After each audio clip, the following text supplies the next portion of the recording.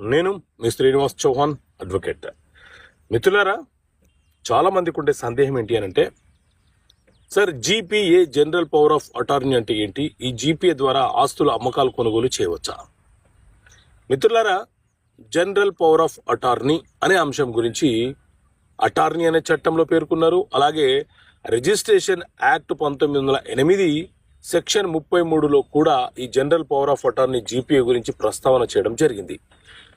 GPA general power of attorney అంటే ఏంటి అని అంటే, ఎవరైనా ఒక వ్యక్తి సుదూర ప్రాంతంలో ఉన్నా, అనారోగ్యంతో ఉన్నా, తన బాధ్యతలను తాను నిర్వర్తించలేని పరిస్థితులలో ఉన్నా, అతని తరపున ఎవరైనా ఒక వ్యక్తి ఆ బాధ్యతలను నిర్వర్తించే అవకాశం ఉందని భావించినప్పుడు అతనికి ఆ బాధ్యతలను అప్పగిస్తే ఆ వ్యక్తి ఇతని తరపున పనిచేస్తాడు. దాన్నే GPA general power of attorney అని అంటారు.